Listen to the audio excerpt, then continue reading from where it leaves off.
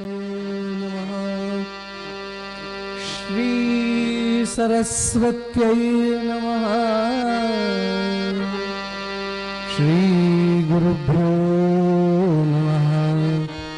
सजयति सिन्दूरवदनो देवो यत्पादपङ्कजस्मरणं वासरमणिर्वतमसाम्राशिन्नाशयति विघ्नानां ब्रह्मानन्दं परमसुखदं केवलं ज्ञानमूर्तिं द्वन्द्वातीतं गगनसदृशं तत्त्वमस्यादिलक्ष्यम् एकं नित्यं विमलमचलं सर्वदिः साक्षिभूतं भावातीतं त्रिगुणरहितं सद्गुरुं तन्नमामि।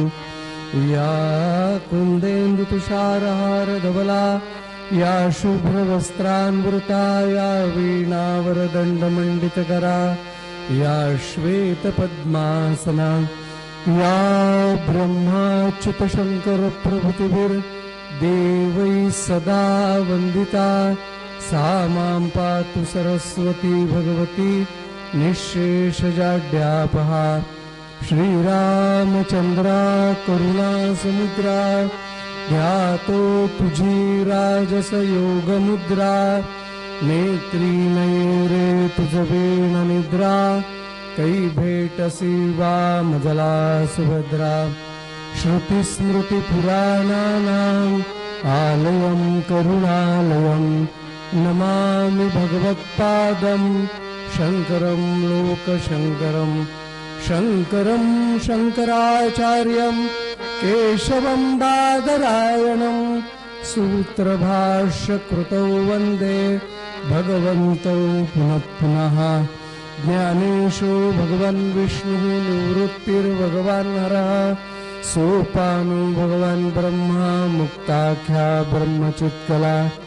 मूकं करोति वाचालं पङ्गुं लङ्घयते गिरिं यत्कृपातमहं वन्दे परमानन्दमाधवम्। वचनैकाकमयापती माझिरंकाची विनंती करजोडितो कथे काळे आपण असावे जवळी। पुंडलीकवरदा हरिविठ्ठल श्री ज्ञानदेव तुकाराम पंढरीनाथ महाराज की जय। मौली ज्ञानेश्वर महाराज की जय। नमः पार्वती पते हर हर महादेव। भगवती जगदम्बा माता की जय। देवर्षि नारद महाराज की जय। अवधूत चिंतन श्री गुरुदेव दत्त श्रीमत्परमहंस परिव्राजकाचार्य श्री वासुदेवानंद सरस्वती स्वामी महाराज की जय। मंगलमूर्ति मोरया मातृदेवो भव पितृदेवो भव आचार्यदेवो भव राष्ट्रदेवो भव। श्रोता वक्ता श्रीराम समर्थ जय जय रघुवीर समर्थ। आ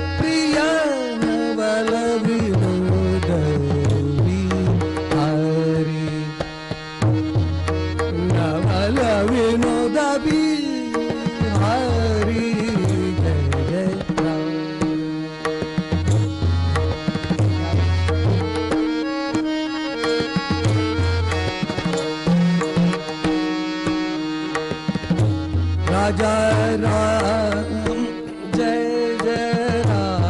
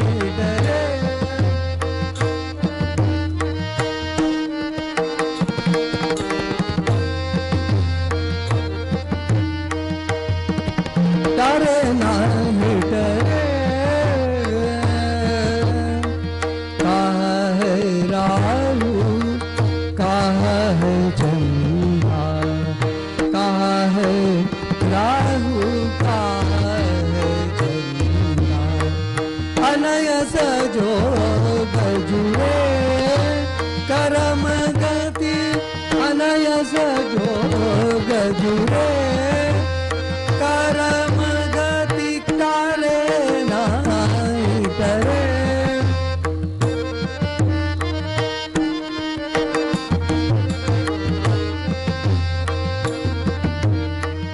सीता हरण मरण दशरथ को सीता हरण मरण दशरथ को बन बन राम फिरे कर्म गति बन बन राम फिरे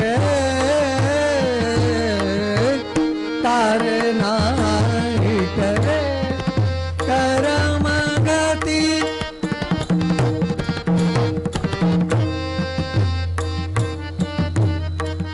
पाचो पांडव धीर प्रतापी पाचो पांडव धीर प्रतापी हाथ मजोली धरे कर्म गति तारे नाही करे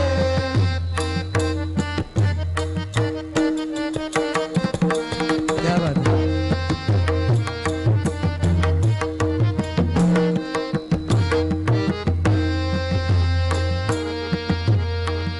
देख कर्म गति चकित सुर भयो देख कर्म गति चकित सुर भयो प्रभु के चरण पकड़े कर्म गति प्रभु के चरण पकड़े कर्म गति तारे नाही तरे कर्म गति तारे नाही तरे तारे नाही तरे तारे नाही तरे हनुमान की जय। महायोग पीठे तटे भीमरथ्याम्बरं पुंडरीकाय दातुं मुनीन्द्रे समागत्य तिष्ठन्तमानन्दकन्दं परब्रह्मलिङ्गं भजे पाण्डुरङ्गं नमामि सद्गुरुं शान्तं सच्चिदानन्दविग्रहं पूर्णब्रह्मपरानन्दम् ईशमां देवल्लभम् या देवी सर्वभूतेषु मातृरूपेण संस्थिता नमस्तस्यै नमस्तस्यै नमस्तस्यै नमो नमः। नमस्ते शारदे देवी सरस्वती मतिप्रदे वसत्वं मम जीवाग्रे सर्वविद्याप्रदा भव। मनोजवं मारुततुल्यवेगं जितेन्द्रियं बुद्धिमतां वरिष्ठं वातात्मजं वानरयूथमुख्यं श्रीरामदूतं शरणं प्रपद्ये। गोपाल कृष्ण महाराज की जय। महारुद्र हनुमान की जय। श्री मंगलमूर्ति मोरया। तारे नाही टरे कर्म गति तारे नाही टरे। कहाँ है राहु कहाँ है चंदा अनयस जोग जुरे कर्म गति तारे नाही टरे। सीता हरण मरण दशरथ को बन बन राम फिरे कर्म गति तारे नाही टरे। पाचो पांडव धीर प्रतापी हातम झोली धरे कर्म गति तारे नाही टरे। देख चकित कर्म गति चकित सुरभयो प्रभु के चरण पकरे कर्म गति तारे नाही टरे। अच्छा निरूपणासाठी घेतलेलं पद किंवा अभंग संत श्रेष्ठ सूरदास महाराजांचा आहे। देख चकित कर्मगती चकित सुरभयो। आणि ह्या आपल्या अभंगातनं ते आपल्याला कर्मगतीचं वर्णन करतात. ही कर्मगती कशी आहे ते असं म्हणतात की ही कर्मगती कधी टाळून टळल्या जात नाही.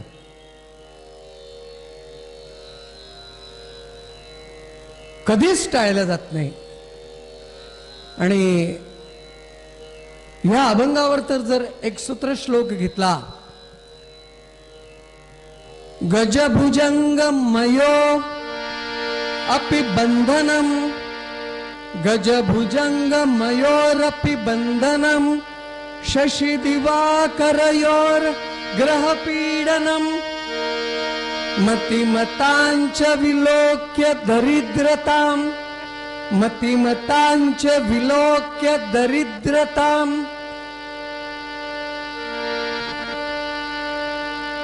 विधि रहो बलवानिति में मति, गोपाल कृष्ण महाराज की जय. हा श्लोक भर्तृहरीचा नीती शतकातला आहे, जो उज्जैनी नगरीचा राजा होता. त्याला जेव्हा विरक्ती आली तेव्हा त्यांनी जी 3 शतकं लिहिली, त्याच्यातलं नीती शतकातला हा श्लोक आहे. यातनं तो आपल्याला राजा काय संबोधित करतो, गज भुजंग मयोरपि बंधनम. आकाराने आणि शक्तीने मोठा असलेला हत्ती, चंचल असणारा भुजंग, या दोघांनाही मनुष्यानी बांधून ठेवलेला आहे. खरं म्हणजे हे बांधण्याच्या स्थितीतले आहे का, पण तरी बांधले गेले. शशी दिवाकर योर ग्रहपीडनम. सूर्याला आणि चंद्राला आकाशात असताना तो राहू ग्रासतो, त्याच्यामुळे काय लागतं, आपण ग्रहण लागलं म्हणतो. जो आपल्याला प्रकाशमान करतो पण त्याला अंधारात टाकण्याचं सामर्थ्य त्या राहूमध्ये आहे. हे घडतं, आपण बघतो. ग्रहण आहे म्हटल्यानंतर लोकांना काय वाटतं माहिती नाही.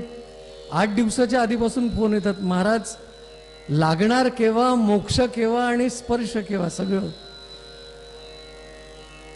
मग वेद केव्हापासून लागलेले आहेत. त्याला विचारावं, काय रे बाबा तू ग्रहणात खातो पितो का, आपल्याला सगळं चालतं म्हणतो, मग एवढी विचारपूस कशाला पाहिजे. आता राखी आहे तर भद्रा आहेत का, पहिला प्रश्न विचारायला. मग किती वाजता बांधायची राखी, लोकांचे विचार. मग या रवी शशीलाही ग्रहण लागतं. मतिमतांच विलोक्य दरिद्रताम. अनेक थोर विद्वान दरिद्र्य अवस्थेमध्ये आपण पाहतो. आणि सर्वात जर बलवान काय असेल तर ते तुमचं दैव आहे, असा हा भर्तृहरी आपल्याला यातनं उद्बोधन करतो. मग तो गज भुजंग, शशी दिवाकर आणि बुद्धिवंत यांच्या आयुष्यामध्ये येणारे हे जे दुःख आहे, त्या दुःखाचं कारण काय. कालचा आपला जो श्लोक होता त्यातनं, कालचा जो विषय होता निरूपणाचा, त्यातनं सूत्र घेऊन आपण समोर जाऊया. सुखस्य दुःखस्य न कोऽपि दाता, परो ददातीति कुबुद्धिरेषा, अहं करोमीति वृथाभिमान, स्वकर्म सूत्रे ग्रथितो हि लोके, गोपाल कृष्ण भगवान की जय. तुम्हाला आम्हाला संसारामध्ये जे सुख आणि दुःख प्राप्त होतं त्याचं कोणीतरी दाता आहे का, त्यांनी आपल्याला ते दान केलेलं आहे का, तर त्याचं उत्तर नाही हेच आहे. कोणी आपल्याला ते दान करत नाही, मग तरी आपल्याला भोगावं लागतं. कारण याचं कारण आहे की आपलं जे कर्म आहे त्या कर्माने आपण बांधल्या गेलो. एखाद्याला सुख मिळालं तर मी मेहनत केली, अहम करोमीति वृथाभिमानः. पण वाईट घडलं त्याच्यानंतर लोक म्हणतात देवाला माझं चांगलं पाहवलं नाही. पंढरीनाथ महाराज की जय. देवाला काय करायचं आहे का, तू कुठेही जा आणि कुठेही पड, पण चांगलं केलं तर मी केलं आणि वाईट झालं तर दुसऱ्यामुळे झालं. नवे नवे देवालाही दोष देतात. मग अशी स्थिती आहे. स्वपूर्वार्जित कर्मैव सुखदुःखस्य कारणम असं आपल्याला शास्त्र सांगतं. मग हे बरोबर आहे की नाही आहे याचा जर विचार केला तर हेच बरोबर आहे. कर्म न चुकेची कोणा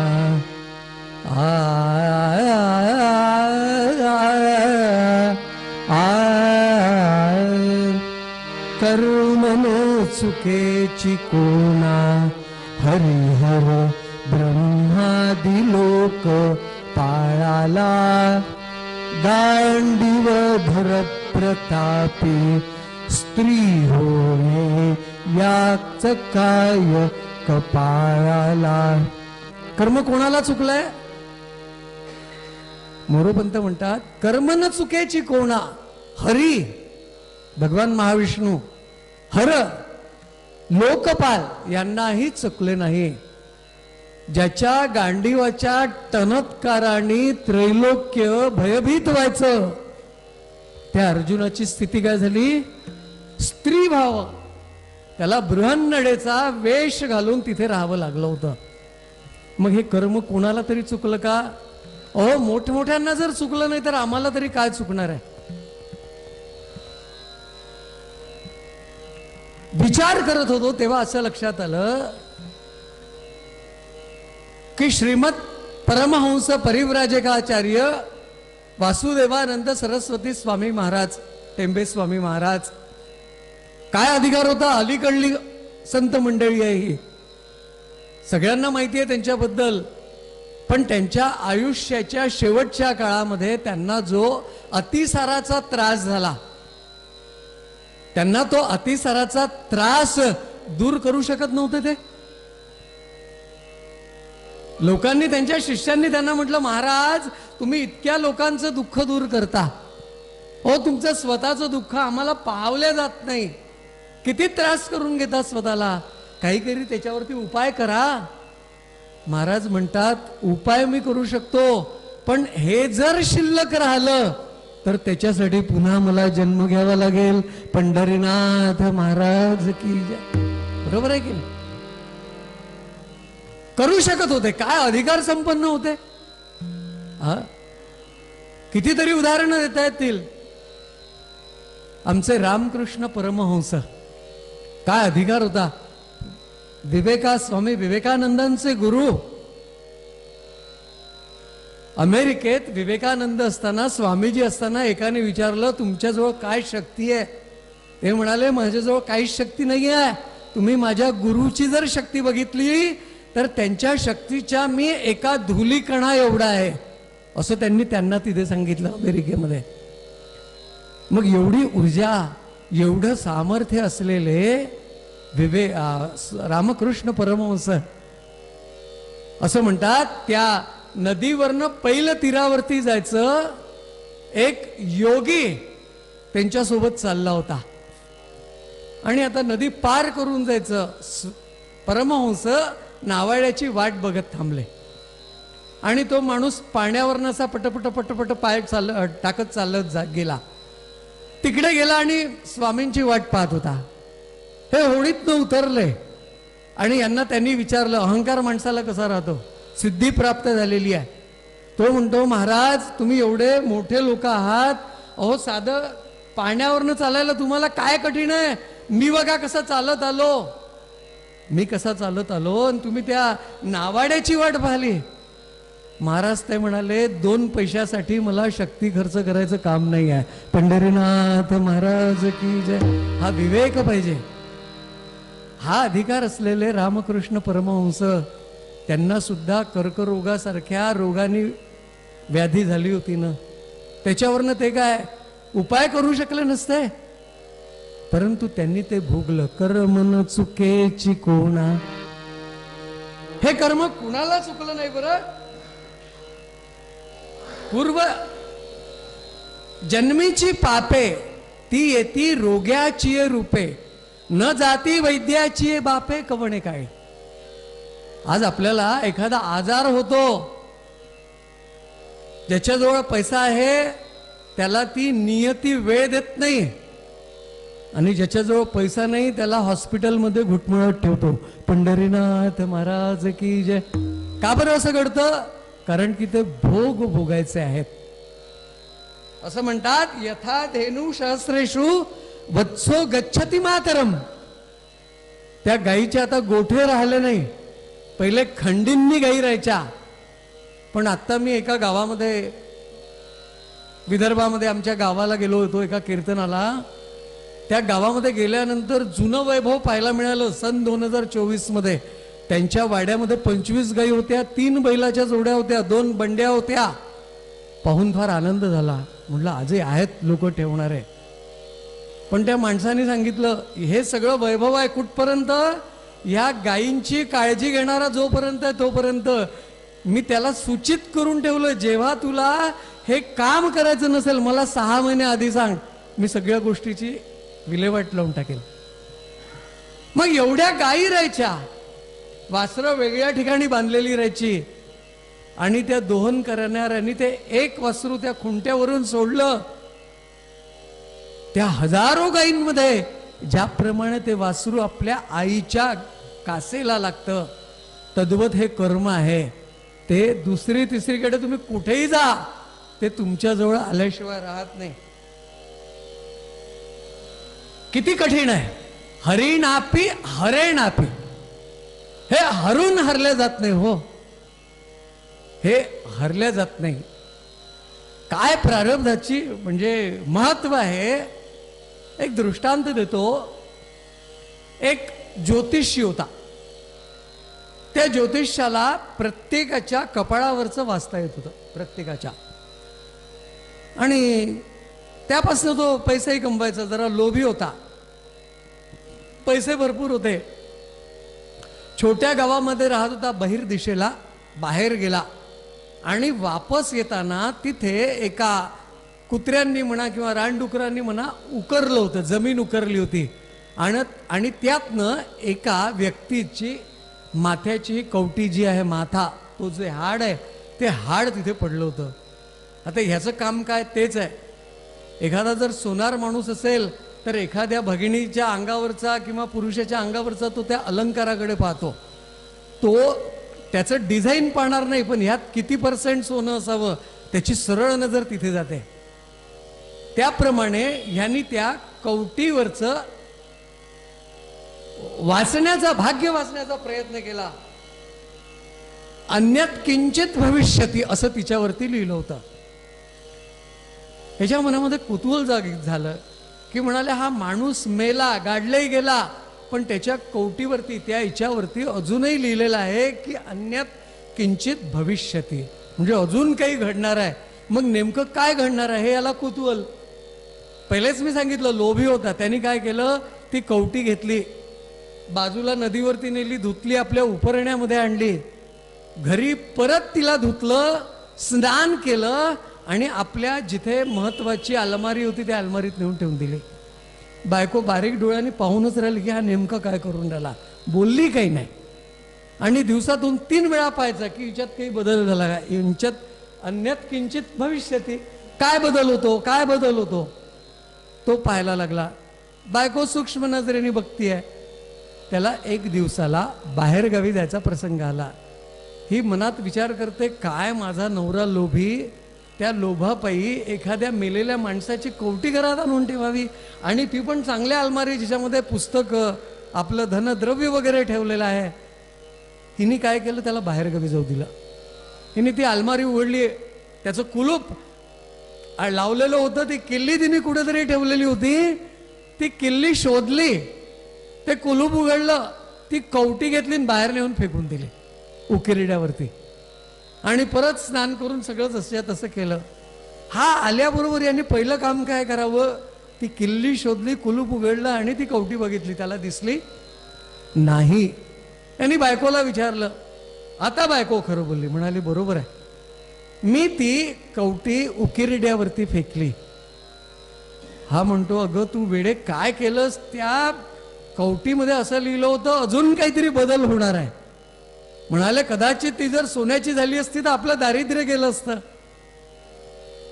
ही म्हणाली त्या लोभापायी तुम्ही कुठपर्यंत खाली जाल काही सांगता यायचं नाही, जे झालं ते बरोबर केलं. आता हिनी फेकलेली कवटी ती उकिरड्यावरती फेकली. आकाश मार्गाने देवर्षी नारद चालले होते. त्यांनी म्हटलं या बाईनी असं फेकलं तरी काय, वेगळेपणा जाणवला. देवर्षी हालत खाली उतरले, काय भाग्य राहतं कोणाचं. त्यांनी पण त्या कवटीवरचं वाचलं. त्यांनाही लक्षात आलं अन्यत किंचित भविष्यती. त्यांना वाटलं माणूस मेला, या घरामध्ये होता, तिथून पुन्हा ती कवटी इथे आली, नेमकं याचं होणार काय आहे आपल्याला तर कळत नाही. पण हे सांगू शकणारे कोण आहे? एकमेव आपले भगवंत आहे, वैकुंठात बसलेले, त्यांच्याकडे जावं. ते तिथनं त्या कवटीला घेऊन त्या भगवंताकडे गेले. भगवंताच्या जवळ ती कवटी ठेवली. म्हणाले देवा, अहो या कवटीवरती लिहिलेलं आहे अन्यत किंचित भविष्यती. काय लिहिलंय, याचं काय होणार आहे, काय भविष्य बाकी आहे तेवढं सांगा. भगवंत म्हणाले काहीच व्हायचं नव्हतं, तुझ्या हाताने ती वैकुंठात यायची होती. पंढरीनाथ महाराज की जय. काय त्या कवटीमध्ये भाग्य असेल. जिवंत माणूस वैकुंठात नाही गेला, पण त्याची कवटी तिथे गेली. हेच अन्यत किंचित भविष्यती असं सांगितलेलं आहे. पण माणूस काय करतो, मी करतो आणि मला हे करायचं आहे या भानगडीत पडतो आहे ना. प्रयत्नवादी म्हणजे तुमच्या जर नशिबात एखादी गोष्ट नसेल आणि चुकून मिळाली तर ती काही राहत नाही. कारण की नशिबात नाही आहे, तुम्ही प्रयत्नाने आणण्याचा प्रयत्न केला. याच्यासाठी गुरुजी आमचे दृष्टांत द्यायचे. एक ज्योतिषी होता, पण काय काही काही विद्वानांना मी सांगितलं मतिमतांचे विलोक्य दरिद्रताम, पण पैशाच्या अनुषंगाने तो अनेक ठिकाणी फिरत होता. असं म्हणतात तो एका राज्यामध्ये आला आणि राजाच्या राजधानीत आला. तिथे त्यांनी आपला व्यवसाय चालू केला. लोकांची प्रश्नकुंडली मांडायची, त्यावरचे उपाय सांगायचे, समस्यांचे निराकरण करायचं. आणि असं करता करता ही वार्ता सर्व दूर पसरली. अनेक लोक त्याच्याकडे परामर्शाला जायला लागलेत. आता काय झालं, राजाच्या राणीचा रत्न जडित असा हार हरवला. आता रत्नजडीचा हार हरवला. सगळे लोक विचार करायला लागले असा कोणता चोर आहे की आपल्याकडे येऊन चोरी करू शकतो. चोर मिळणं शक्य नाही, चोर येणंही शक्य नाही आहे, पण हार दिसे नाही. शेवटी प्रधानांनी सांगितलं, म्हणाले महाराज आपल्या राज्यामध्ये एक ज्योतिषी आला आहे, त्याच्याकडे आपण जायचं का. राजा म्हणतो अशा ज्योतिषी जर सांगितलं असतं त्यांनी तर त्यांनी गुप्तधन प्राप्त केलं नसतं का, मला तू तेवढं सांग. पण तू म्हणतो तर जायला हरकत नाही, चला त्याची परीक्षाही होईल, काय सांगतो आपण बघूया. म्हणून प्रधान त्या ज्योतिषाकडे गेले. त्यांनी सांगितलं आमच्या राणी साहेबांचा हार हरवला. त्या ज्योतिषांनी प्रश्नकुंडली म्हणली, काय आकडेमोड बोटावरती गेली. खरं म्हणजे खरोखर ते करतात की नाही, की दाखवायला करतात, हे त्याचं सिक्रेट आहे असं तुम्ही समजायला हरकत नाही. माझा एक मित्र आहे ज्योतिषी. ज्योतिषी नाहीच, तो स्वतःला ज्योतिषी म्हणून घेतो, पैसेही कमवतो. त्याला मी म्हटलं आजपर्यंत तुला नवग्रहाचे नावं माहिती नव्हते, तू ज्योतिषी कदा झाला आणि एवढा पैसा कसा कमवतो. त्यांनी मला सांगितलं फक्त याची टेक्निक आहे म्हणाले. म्हटलं मला सांग. मी प्रत्येक गावाला बाहेर गावी जातो, 10 दिवसाचे 15 दिवसाचे कीर्तन राहिले, 2 तासाचं काम राहतं, उरलेल्या वेळामध्ये जोडधंदा. पंढरीनाथ महाराज की जय. त्यांनी मला अनुग्रह केला. काय अनुग्रह केला, तो मला म्हणाला काही करायचं नाही, समोरचा विचारायला आला प्रश्न त्याला कुंडली घेऊन यायला सांगायचं. कुंडली त्यांनी दाखवली, ती अशी पाहिजे, कधी अशी करायची कधी अशी करायची, चेहरा असा गंभीर करायचा, असं करायचं डाव्या हाताने, पुन्हा त्याच्याकडे पाहायचं असं. फक्त त्यांनी मला एक सांगितलं, कुंडली सरळ पकडायची, उलटी पकडली तर सगळी तिथेच मार खायची वेळ यायची. आणि ते झाल्यानंतर 5-10 मिनिट असं घालवायचे. 5-10 मिनिट झाले की नंतर काय करायचं, कुंडली खाली ठेवायची. त्याला सांगायचं की तुम्ही सगळ्यांसाठी खूप काही करता, पण दुसऱ्याला त्याची किंमत नाही. पंढरीनाथ. अरे त्याच्या मनातलं बोलल्यानंतर 2 फूट तुमच्या जवळच येतो. अगदी बरोबर बोलले महाराज. पहिल्या याच्यामध्ये परीक्षा पास. काही काही सिक्रेट्स आहे, मी फक्त तुम्हाला सांगितले.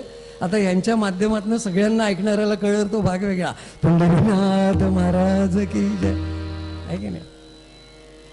त्या ज्योतिषाने प्रश्न कुंडली मांडली आणि मांडल्यानंतर सांगितलं तुमच्या घरातल्या ईशान्य कोपऱ्यामध्ये भागामध्ये ती तुम्हाला वस्तू मिळेल. अजून वाताहात त्या गोष्टीची झाली नाही. प्रधानांनी राजाला सांगितलं, राजांनी राणीला सांगितलं, राणीने आपल्या सेविकांना दासींना सांगितलं आणि ईशान्य कोपऱ्यामध्ये शोध कार्य चालू झालं आणि तिथे तो रत्नजडित हार प्राप्त झाला. आता ज्योतिष्याची किंमत वाढली, मग त्याला काहीतरी द्यायला पाहिजे. त्याला राजाने राजाच्या वाड्यात बोलावलं, त्याचा सत्कार केला आणि असा मोठा ठोकळ असा हिरा त्याला बक्षीस म्हणून दिला. की म्हणाले जर याने तो विकला तर याचं जीवनाचं दारिद्र्य जाईल. आता त्याला तो हिरा प्राप्त झाला. त्याच्याजवळ ठेवायला काहीच नव्हतं. एक जुनंसं असं पागोट होतं. त्यांनी काय केलं, त्या पागोट्यामध्ये बांधला आणि डोक्याला लावला. आता म्हणाले काही व्यवसाय नाही, शहरामध्ये जायचं, तो विकायचा, पैसे आणायचे, छान आनंदाने शेतीवाडी घेऊन आनंदाने राहायचं. म्हणून तो हिरा दाखवायला घराकडे जायला लागला. आता तो हिरा त्याला सापडला, पण त्याचं दैववश काय होतं, एका घारीने त्याच्या डोक्यावरती झडप मारली. त्याचं मुंडासं उचललं आणि म्हणाले घेऊन चालली गेली. आता मला सांगा, नशिबामध्ये जर दारिद्र्य असेल तर ते दारिद्र्य मिळालेलंही, आपल्या इकडे म्हण आहे, दैव देते आणि कर्म नेते, है ना. मग असं घडलं. मग भक्ती हा तुमच्या कर्माचा असा काय खेळ आहे हो. आपण आयुष्यामध्ये अनेक ठिकाणी असे अनुभव घेत असतो की नाही. नेमकं काय घडतं आपल्या आयुष्यातही बरेचदा असे प्रकरण घडतात. मग आपल्याला वाटतं की नेमकं असं का घडतं, याचं कारण काय असावं. त्यावरती आमच्या सुरदासाने एक सुंदर चिंतन केलं. त्यावरती अनुवाद करताना मराठी गीतकार वर्णन करतात. शुभ्रवर्ण बगळ्यास दिला तू, शुभ्रवर्ण बगळ्यास दिला तू, शुभ्रवर्ण बगळ्या शुभ्रवर्ण बगळ्यात दिला तू, कोकिल तनु अंधारी अंधारी, कोकिल तनु अंधारी.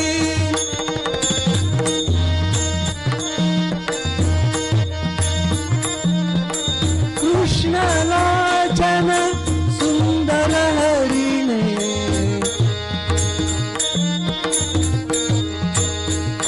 कृष्णलोचन सुंदर हरिणे, वनी वनी रमती भिकारी. दैव किती अविचारी, किती अविचारी, बुधो जीवन गती न्याय, बुधो जीवन गती न्याय.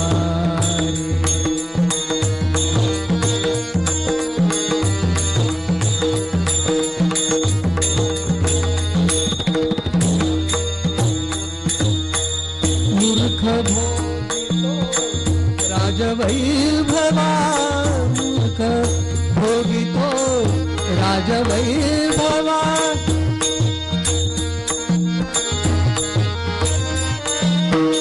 पंडित फिरत भिकारी, भिकारी पंडित फिरत भिकारी. सूरदास विनमितो प्रभूला,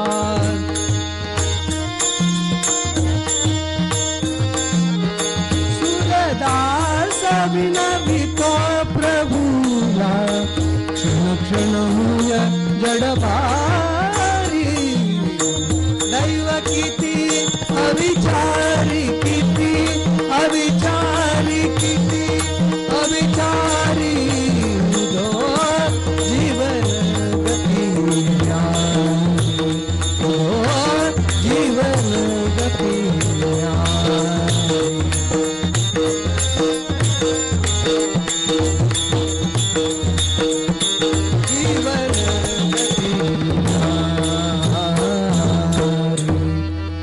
काय म्हणतात, शुभ्र वर्ण बगळ्यास दिला तू, कोकिल तनु अंधारी. तो बगळा दिसायला चांगला आहे, पण कर्म त्याचे ध्यान करतो. आणि असेच काही काही योगी ध्यान करतात, त्याला बक ध्यान असं म्हटलेलं आहे ना. कोकिल तनु अंधारी, ती काळी असते. मूर्ख भोगी तो राजवैभवा. सध्याची परिस्थिती पाहिल्यावर आपल्याला जाणवतं ना, कोण काय म्हणेल, कशाचे प्रमाण देतील. त्या लोकसभेमध्ये वेगवेगळे प्रमाण द्यायला लागले. म्हणजे महाभारतातला प्रसंग रामायणात टाकतात आणि रामायणातला महाभारतात. पंढरीनाथ महाराज की जय. मूर्ख भोगी तो राजवैभवा, पंडित फिरत भिकारी. सूरदास विनवितो प्रभूला, क्षण क्षण होय जड भारी. दैव किती अविचारी. खरं म्हणजे हे दैव अविचारी नाही, आपण त्याला अविचारी म्हटलेलं आहे. पूर्वी जे जे की जे कर्म, तो मगाशी जे प्रमाण दिलं, प्रत्येकाच्या आयुष्यात घडणाऱ्या प्रत्येक घटना ह्या कर्मानुसार बांधलेल्या आहेत. विवाहार्थोश्च जननम अन्नम मरणमेवच. माणसाच्या प्रत्येकाच्या आयुष्यामध्ये विवाह होतो. प्रमाण कमी जास्ती प्रमाणात असेल, न होण्याचं 1%, पण सामान्यतः माणसांचे होतात. विवाह झाल्यानंतर 15-20 वर्षानंतर, मी काल एक प्रमाण दिलं होतं, नंतर पश्चाताप होतं. अहो एवढं जाऊ द्या, आमची एक आजी होती. एकदा मी लहान असताना तिची तारीफ केली की म्हटलं, तुमचं खेड्यामध्ये किती मोठा वाडा आहे, इतकं गोधन आहे, इतकी शेती आहे, काय वैभव आहे तुमचं. ती म्हणाली, कशाचं वैभव आणि कशाचं नशीब. मी म्हटलं काय झालं. ती मला सांगते, मी त्या काळातली फुल मॅथ्स फुल सायन्स घेऊन मॅट्रिक झालेली, पण माझ्या वडिलांनी जरा लग्नाच्या बाबतीत घाई केली. तेव्हा ती 75 वर्षाची होती. ऐकून ठेवा फक्त. तेव्हा ती 75 वर्षाची होती. ती नातवाला सांगते, माझ्या वडिलांनी तेव्हा घाई केली. माझं लग्न जमल्या जमल्या एक अकोल्याचा डॉक्टर आला होता, पंढरीनाथ महाराज की जय, आणि म्हणाले, माझ्या वडिलांनी मला या शेपूट मुड्याशी बांधून दिलं. शेपूट मुड्या म्हणजे बैल त्याच्याकडे होते ना. विवाहार्थोश्च जननम, म्हणजे किती जरी वाटलं की मी 6 महिने तेव्हा थांबलो असतो तरी काही उपयोग नाही. 6 महिने नाही, 10 वर्षानंतर तीच भेटणार किंवा तोच भेटणार होता, याची शाश्वती ठेवा. विवाहार्थोश्च जननम, तुम्हाला जन्म कुणाच्या कुळामध्ये मिळायचा हे पण ठरवलेलं आहे. अन्नम मरणमेवच, तुम्हाला कसं अन्न मिळायचं हे सुद्धा ठरलेलं आहे. म्हणून आपण म्हणतो ना, खाने दाने दाने पे लिखा है खाने वाले का नाम. आपल्या इकडे म्हण आहे ती, अन्नम मरणमेवच. मरण सुद्धा हे लिहून ठेवलेलं आहे, कोणाला कुठे व्हायचं. आपण वर्तमानपत्रामध्ये ऐकतो, वाचतो या गोष्टी. पण आमचे गुरुजी एक सुंदर घडलेला प्रसंग सांगायचे. नागपूरच्या जवळचा एक 20-25 वर्षापूर्वी झालेला. पूर्वीच्या काळी क्रॉसिंग्स असायचे हायवेवरती. त्या क्रॉसिंगवरती एक माणूस गावाकडे म्हणजे नागपूरकडे येताना क्रॉसिंग बंद आहे म्हणून थांबला. स्कूटर स्टँडला लावली आणि त्या स्कूटरवरती बसलेला राहिला. काय तेव्हाचा होता, लोक त्या फाटकातून गाडी काढून आतमधून तिकडे जायचे. तेव्हा लोकांना सवय होती, पण हा नियमाने वागणारा, त्यामुळे गाडीवरती बसला राहिला. गाडी यायची, गाडीला वेळ लागला, 5-7 मिनिटं वगैरे लागले असेल.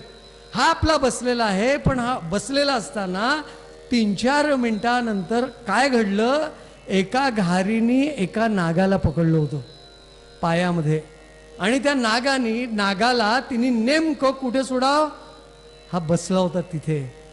त्या नागाने काय करावं, घडलेली घटना आहे, मी माझ्या मनाचं काही सांगत नाही. ते कीर्तनात ना दृष्टांत द्यायचे, त्यांच्या समोर घडलेला, त्यांच्या ओळखीच्या माणसामध्ये घडलेला सांगितलं. आणि त्या नागाने त्याला चावलं, इतका जहरी नाग, तो तिथेच पडला इथे दृष्टांत संपला नाही. ती घार फिरून पुन्हा आली, त्या नागाला धरलं आणि घेऊन गेली. पंढरीनाथ महाराज की जय. अन्नम मरणमेव च. मग हे सत्य आहे की नाही आहे मला सांगा. कोणाचं कुठे लिहिलंय काही सांगता यायचं नाही. कोणी तिथे चारोधामला जातात, आनंदाची गोष्ट आहे, पंढरीनाथ महाराज की जय. पण त्यांचे पोरं चांगले नाही, पैसा खर्च करून वापस आणतात. बाबा तिथंच आटोपणं सगळं, त्याच्यापेक्षा पुण्याचं धाम ते कोणतं आहे. पण प्रत्येकाचा वैयक्तिक प्रश्न आहे. विवाहार्थोश्च जन्म अन्नम मरणमेव च. मग हे सगळं का बरं घडतं, याचं एकमेव कारण आहे प्रारब्ध. हे जे आपल्या आयुष्यात घडतं त्याला प्रारब्ध असं ही संज्ञा दिलेली आहे. तुकाराम महाराजांचा सुंदर अभंग आहे, प्रारब्धेची पावे सुख प्रारब्धेची होये दुःख. प्रारब्धेची भरे पोट तुका करीना भोगाट बोभाट. सो सकरीसी तू वाया भजमना पंढरी राया. त्यांनी आपल्याला उद्बोधन केलेलं आहे. मग हे प्रारब्ध आहे, या प्रारब्धाचे 3 प्रकार सांगितले. इच्छा निच्छा परेच्छाच प्रारब्धम त्रिविधम स्मृतम. प्रारब्धाचे प्रकार 3. पहिलं इच्छा प्रारब्ध, दुसरं अनिच्छा प्रारब्ध आणि तिसरं आहे परेच्छा प्रारब्ध. इच्छा प्रारब्ध म्हणजे काय? अपथ्य सेविनश्चोरा राजदारा रता अपि. त्याचा दृष्टांत दिलाय. अपथ्य सेविनश्चोरा, अपथ्य करणारा. डॉक्टरांनी सांगितलं बीपी जास्ती होतं, मीठ कमी खायचं. पण ह्याला प्रत्येक घासाला मिठाची पूड भुरकवल्याशिवाय बरं वाटत नाही. ह्याला म्हणायचं अपथ्य. मधुमेही रुग्णांना डॉक्टर सांगतो, त्या दिवशी मी सांगितलं, आता ते रिपीट करणार नाही, की बाबा तुम्ही साखर गोड पदार्थ खायचे नाही. पण तरीही जेवायला गेल्यानंतर जर गुलाबजाम असेल आणि चांगले असेल तर माणसाने निदान 1 खावा ना तरी 4 खायची इच्छा होते. आणि तो 4 खातो, त्याचे परिणाम भोगतो. याला काय म्हणायचं? इच्छा प्रारब्ध. हे संकट आपण आपल्या इच्छेने आपल्यावरती ओढवून घेतलेलं आहे.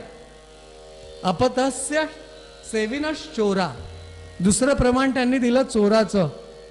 प्रत्येक चौर्य कर्म करणाऱ्याला माहिती आहे काय, की जर मी चोरी करताना सापडलो तर मला पोलीस स्टेशनला तरी जावं लागेल, नाहीतर तिथल्या लोकांचा महाप्रसाद मिळाल्याशिवाय राहणार नाही.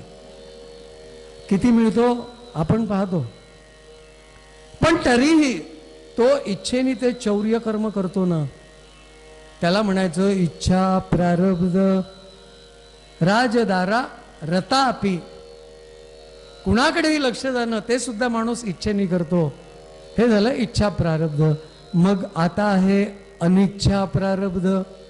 अनिच्छा प्रारब्ध म्हणजे काय? ते आपण इच्छेने करत नाही. मग इच्छेने नाही करत तर काय होतं?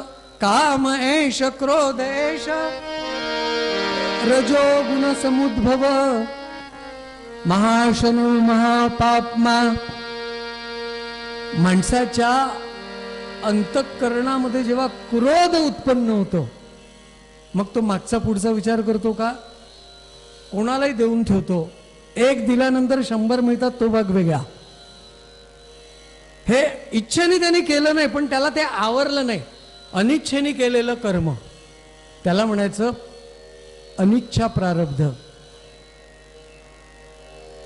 किंवा एखाद्याच्या मनामध्ये कुठली कामना निर्माण झाली आणि कामांध होऊन त्यांनी केलेलं जे कृत्य आहे त्या कृत्याचे त्याला परिणाम भोगायला लागतात. एवी तेवी तो चांगला होता, पण त्याला काय झालं माहिती नाही, कामांध झाला. म्हटलंय ना, त्याप्रमाणे ह्याला अनिच्छा प्रारब्ध असं म्हणतात. आणि अनिच्छा प्रारब्ध झाल्यानंतर मग येतो परेच्छा प्रारब्ध. परेच्छा प्रारब्ध म्हणजे स्वतःची इच्छा नाही, दुसऱ्याची इच्छा. मग दुसऱ्याच्या इच्छासाठी माणूस काम करतो का? पुराणातलं जर उदाहरण दिलं तर जमदग्नींनी परशुरामांना सांगितलं आईचं मस्तक उडव. हे काय झालं? हे परेच्छा प्रारब्ध झालं. एवढ्या दूर कशाला जायचा? तो भगवंताची लीला आहे.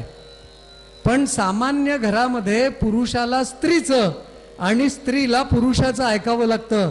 हे यालाही परेच्छा प्रारब्ध म्हणायला हरकत नाही. पंढरीनाथ महाराज की जय.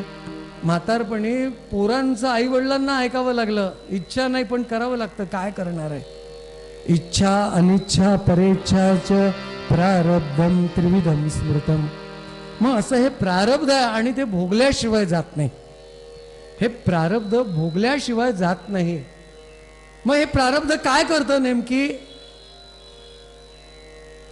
हे प्रारब्ध भोगूनच आपल्याला भोगायचं आहे किंवा ज्ञानाग्नीनी ते प्रारब्ध जळतं.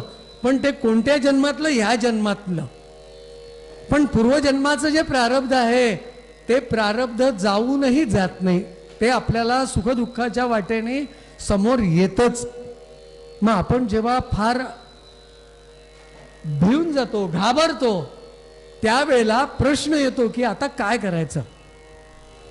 आता काय करायचं. हे प्रारब्ध कसं आहे. अगदी तुम्हाला सामान्य भाषेमध्ये याला आपल्या शास्त्रामध्ये कर्म विपाक सिद्धांत सांगितलेला आहे. कर्म विपाक सिद्धांत त्यात काय आहे. क्रियमाण संचित आणि प्रारब्ध असे 3 प्रकार सांगितले. क्रियमाण म्हणजे आपण जे काही करतो आहे त्याचे सुखदुःख आपल्याला सध्या मिळत नाही.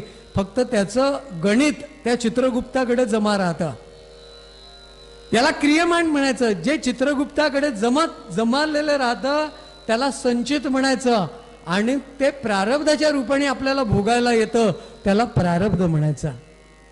अजून सोपं करून सांगितलं तर तव्यावरची जी गरम गरम पोळी राहते की नाही. तर गरम पोळी ह्या भगिनी जेव्हा पोळ्या करतात तेव्हा ती गरम पोळी. आता जेवायला कोणी बसलेले नाही आहे मग त्या काय करतात. गरम झालेली पोळी त्या डब्यामध्ये ठेवतात. तर तव्यावरची पोळी म्हणजे क्रियमाण असं म्हणायला हरकत नाही. आणि डब्यातली पोळी म्हणजे संचित. ती तिथे स्टोअर करून ठेवलेली आहे. आणि ती डब्यातली पोळी जेव्हा ताटात येते त्याला म्हणायचं प्रारब्ध. पंढरीनाथ महाराज की जय. आणि काही काही इतके इन्स्टंट आपल्याला त्याचे परिणाम भोगायला लागतात. जसं काही लोकांना गरम गरम पोळी तव्यावरची ताटामध्ये पाहिजे राहते. जर ह्याचं जर परिणाम काय होतं हे जर तुम्हाला कर्माच्या बाबतीत भोगायचं असेल तर काही करायचं नाही. एखाद्या जिम जवळ नाही तर आखाड्याजवळ जायचं. एखाद्या पैलवानाला 2 शिव्या द्यायच्या. त्याचे परिणाम तात्काळ परिणाम. पंढरीनाथ महाराज की जय. काही दूर जायला लागत नाही. मग हे जे प्रारब्ध आहे या प्रारब्धाने आपण घाबरून गेलो. मग ह्या प्रारब्धाचा कुठेतरी नाश. नाथ महाराज म्हणतात एका जनार्दनी भोग प्रारब्धाचा हरी कृपे त्याचा नाश आहे. हा जो प्रारब्धाचा भोग आहे ना हरी कृपेने त्याचा नाश आहे. म्हणजे जे जमलं आहे ते सुटणार नाही आहे पण त्याच्यापासून त्रास होणार नाही. भगवंताच्या कृपेने एवढं होतं आहे ना. तुकाराम महाराज काय म्हणतात. सोष करीसी तू वाया भज मना पंढरी राया. तेही हेच म्हणतात. शेवटी आपले आजचे अभंग करते सूरदास महाराज सुद्धा काय म्हणतात. देख कर्मगती चकित सुरभयो प्रभु के चरण पकडे कर्मगती टारे नाही टरे. अशी ही कर्मगती आहे ती टाळल्या टाळत नाही.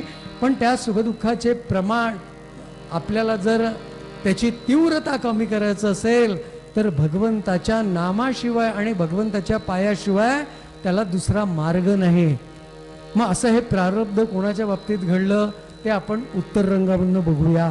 आपल्याला उद्बोधन करताना पूर्व रंगामध्ये सूरदास महाराज म्हणतात तारे नाही टरे कर्म गती तारे